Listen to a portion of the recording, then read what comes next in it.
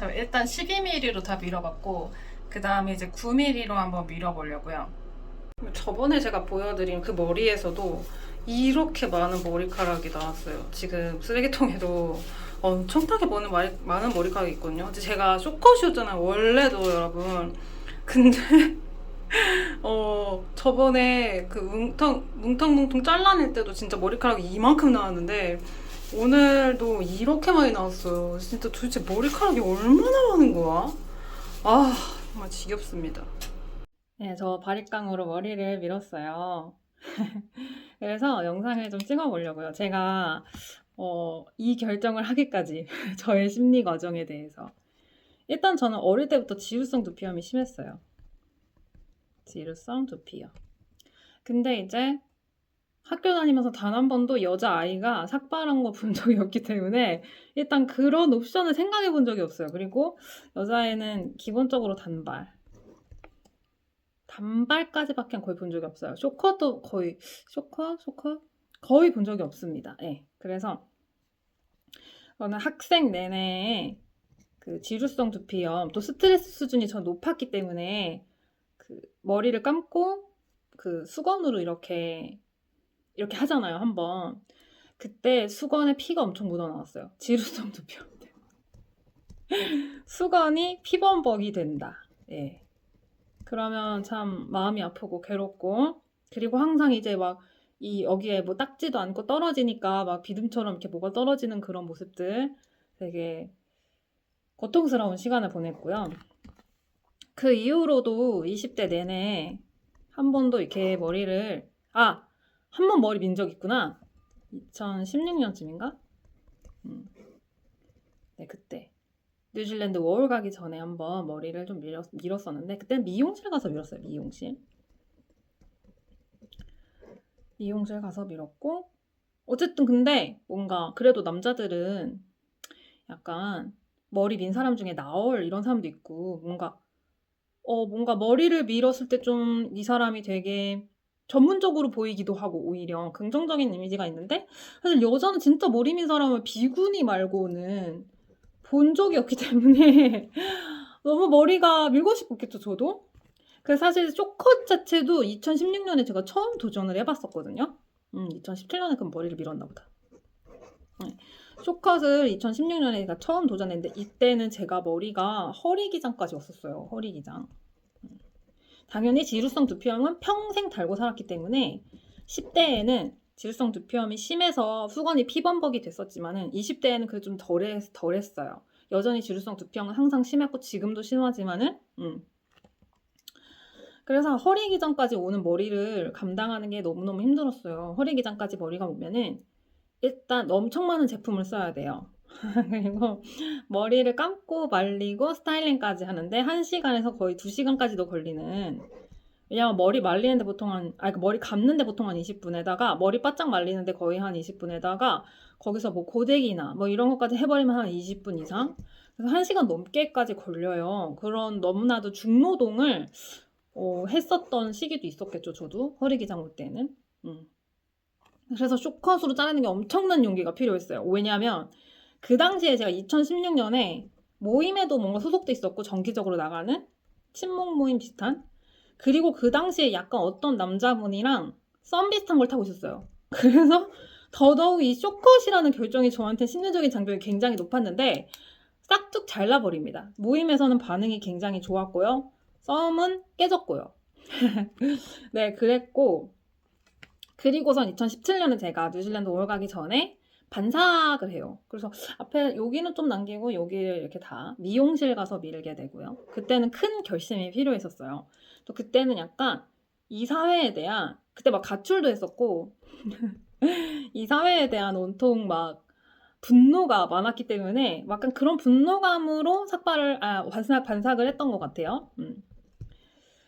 그리고는 다시 돌아서 이제 2018년, 2019년.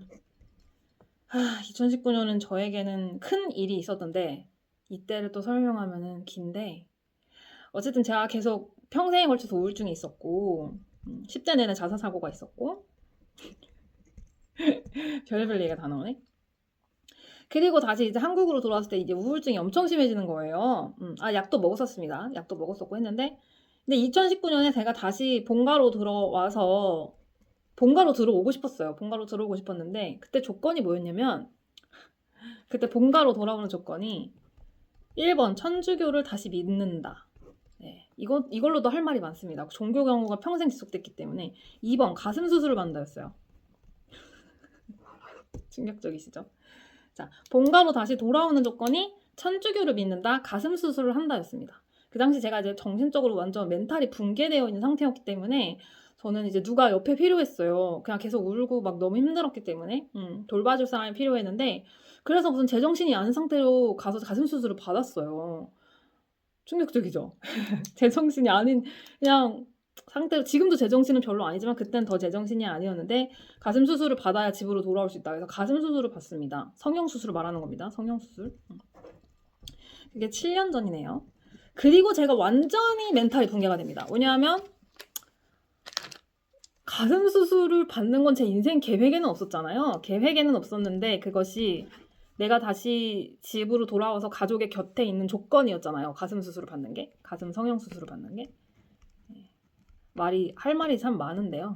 저는 평생에 걸쳐서 항상 고쳐야 된다는 말을 많이 들었어요. 모든 거를. 성격부터 해서 모든 걸. 그리고 어릴 때부터 항상 쌍꺼풀 수술을 해야 된다는 말을 듣고 살았고 저희 엄마는 제 신체의 다른 부위에도 불만이 많았었어요. 네. 그래서 이제 저는 당연히 그 당시 친구도 없었고 당연히 뭐 아무것도 없었기 때문에 그냥 가족 곁에 있고 싶었는데 그 조건이 가슴 성형 수술이어서 일단은 그걸 받고 멘탈이 그냥 박살이 나서 항상 누워있고 그러다가 제가 갑자기 남자를 쫓아다니기 시작합니다. 갑자기 남자를 추격하기 시작해요. 왜냐하면 내가 가슴 성형 수술까지 했는데 뭔가 나도 얻을 게 있어야 되잖아요. 그러니까 가슴 성형 수술의 목적은 아마 높은 확률로 이 남성에게 이성으로 어필하기 위함이었겠죠? 그거를 제가 받아야 했던 이유가. 그러니까 뭔가 그래 남자를 만나보자 해서 남자들을 이제 미친 듯이 쫓아다니게 됩니다. 거의 스토킹 수준으로 쫓아다니면서 그 시기가 한 2년이 채 안 됐던 것 같아요. 네, 그렇게 남자를 추격한 시기가. 그래서 이제 2021년에서 2022년 이쯤부터 이제 남자를 추격하는 것이 점점점 사그라들기 시작을 합니다. 그러면서 2023년부터 제가 유튜브를 시작을 하고요. 네. 지금까지 3년 동안 이제 회복기라고 할까요? 지내고 있어요. 네. 근데 이제 항상 삭발을 하고 싶은 마음은 있었는데 이제 남자 추격전도 좀 졸업을 하고 이제 더 이상 인간관계 추격전도 조금 안 하거든요. 그러다 보니까 약간 최근에는 그가 어떤 모습이든 간에 나에게 가장 잘 어울리고 편한 모습으로 살고 싶은 거예요. 저는 삭발이 너무 하고 싶었어요. 일단 지루성 두피염으로 평생 고생받기도 했고 너무 자유로워지고 싶었어요. 머리카락이 너무너무 저는 너무 부담스럽고 너무 힘들었거든요. 그래서 삭발을 했습니다. 네, 바리깡을 사가지고 며칠 전에 제가 영상 올렸을 때 그냥 여느 때처럼 머리를 감고 머리를 말리는데 너무 화가 나는 거예요. 왜냐면 그것도 쇼컷이었잖아요. 저 이미 단발 쇼컷 같은 거였는데 그것조차 머리 감는데 샤워하는데 10분 머리 바짝 말리는데 10분 왜냐면 지루성 두피염이니까 바짝 말려야 되는데 근데 또 제가 또 갑상선에 문제가 있으니까 추위도 잘 타는데 진짜 겨울 내내 너무 힘들었어요. 그래서 이 20분 넘는 시간을 보내는 게 저는 너무 고통스러웠어요. 고통스러운데도 삭발을 할 용기가 없었고 그러다가 이제 며칠 전에 갑자기 가위로 머리를 잘라버리고 바리깡을 바로 주문을 해서 머리를 이제 깔끔하게 이렇게 밀어봤습니다. 아까 샤워하는데 너무 좋더라고요. 이렇게 이런 느낌 있죠. 근데 이 짧은 머리도 말리는데 좀 시간이 걸려요. 전 두피를 바짝 말려줘야 되거든요. 이 짧은 머리도 두피를 바짝 말리는데 그래도 한 3, 4분 소요되는 것 같아요. 바짝 두피를 말리는데. 그래도 다행인 건 원래 이런 지루성 두피는 찬물로 감고 찬바람으로 말리는 게 좋거든요. 근데 머리가 조금이라도 길면 이 찬물로 감는 게 힘들어요. 너무 춥잖아요. 근데 머리가 이렇게 짧다 보니까 찬바람으로 말리는 것도 되게 시원하고 좋더라고요. 네. 그래서 훨씬 이제 앞으로 삶이 쾌적하고 편해질 것 같고요.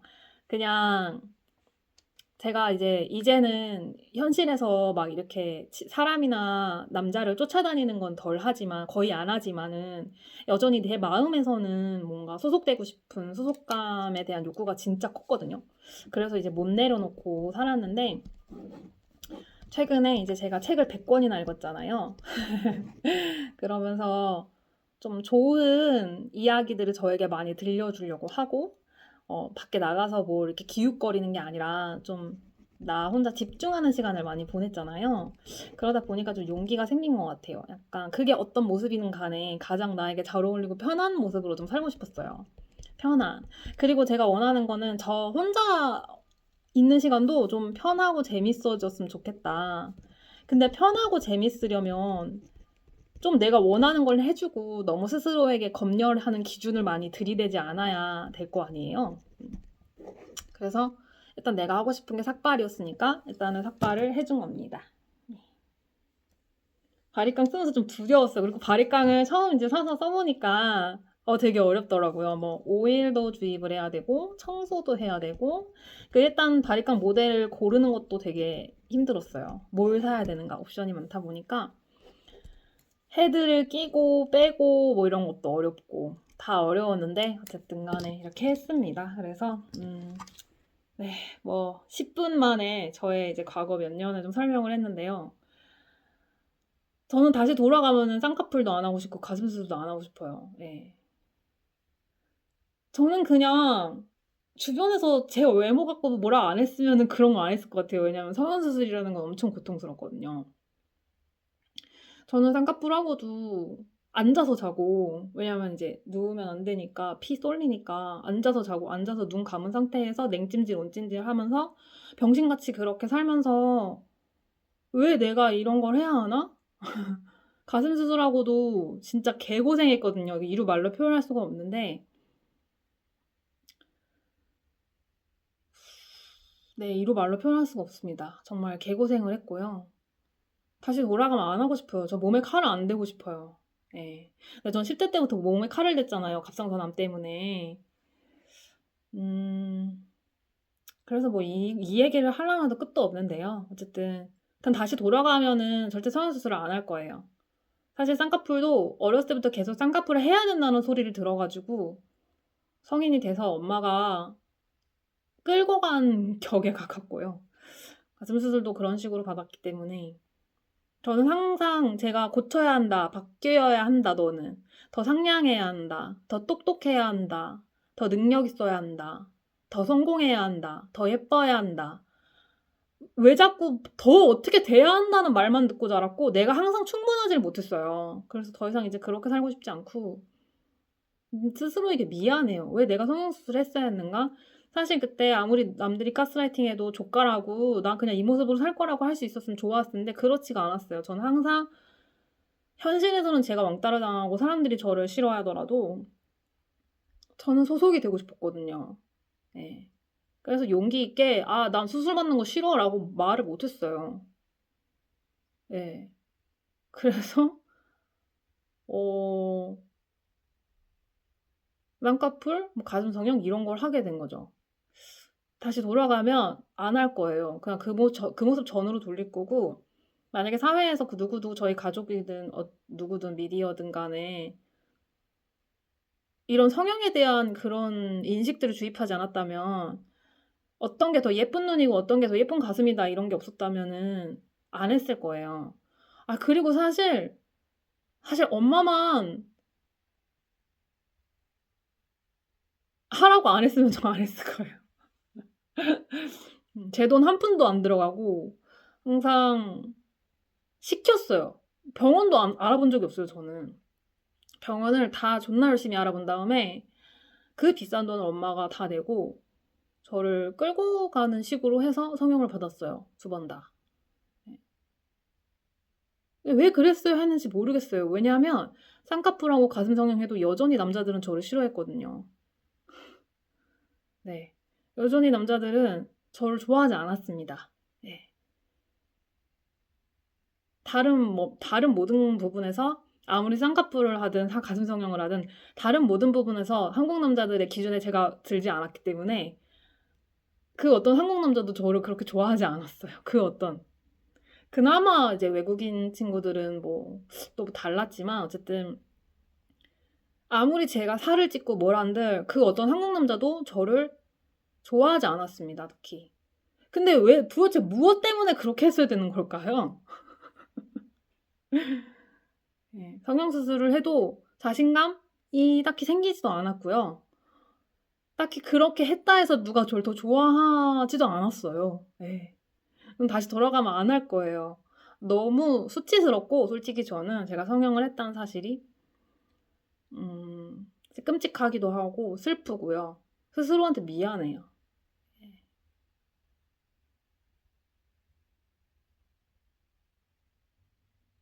그리고 한국 남자들에게 사랑받는 여자가 되기 위해 저도 흉내와 노력과 이런 걸 해본 적이 있는데 안 되더라고요. 아무리 해도 그들의 기준을 제가 충족시켰었고 항상 전 기준 미달이더라고요. 그들이 원하는 외모 기준에도 저는 충족할 수 없고 성격 기준이나 뭐 모든 것들에서 저는 충족이 안 되더라고요. 그러니까 제가 그들이 싫고 좋고 이걸 떠나서 그들의 기준에 제가 못 미치더라고요. 그래서 이제는 좀 포기를 했어요. 예. 더 이상 뭐 어떤 남성들의 기준에 맞추기 위해 그 어떤 노력도 하고 싶지 않아요. 너무 지치고 힘들고 항상 실패했거든요. 그리고 본 모습이 쪼끔이라도 드러나면 실패하더라고요. 그래서 본 모습을 평생 감추고 살 수는 없잖아요. 네. 그러고 싶지도 않고 어쨌든 왜 제가 삭발을 했는지 그 얘기를 하다가 뭐 다른 얘기까지 했는데 저에겐 참 수치스러운 기억입니다. 그냥 "받기 싫어. 나 그 수술 받고 싶지 않아."라고만 말했어도 이렇게 제가 스스로에게 수치스럽지 않았을 텐데 저는 그런 말을 할 용기가 없었어요. 받고 싶지 않은지도 잘 몰랐어요. 그냥 내가 뭘 원하는지도 모르고 해야 된다고 하니까 그거를 해야 된다고 하니까 그냥 하고 그런 식의 인생을 살았습니다. 오히려 수술한다고 하면 부모가 반대하는 경우들이 있잖아요. 왜냐면 몸에 칼 대는 거니까. 네. 그래서 저는 차라리 수술하지 마라. 너 그대로도 이쁘다.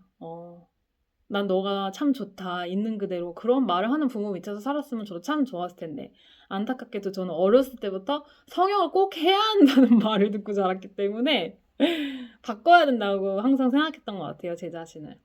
남들 마음에 들게. 하지만 아무리 노력해도 저는 남들 마음에 들 수가 없었습니다. 항상 부족하고 항상 버림받고 한국 남자들이 저를 참 안 좋아하더라고요. 예. 좀 슬프게도. 저는 때때로 그들을 좋아했어요. 왜냐면 외국인들보다 친근하고 막 그들의 정신적인 수준이나 이런 거랑 별개로 그냥 같은 인종이고 같은 말을 써서 친근해서 저는 좋았는데 그들의 기준에 제가 들지 못했습니다. 예. 그래서 좀 내려놓고 살려고요. 네. 편하네요. 확실히 짧으니까.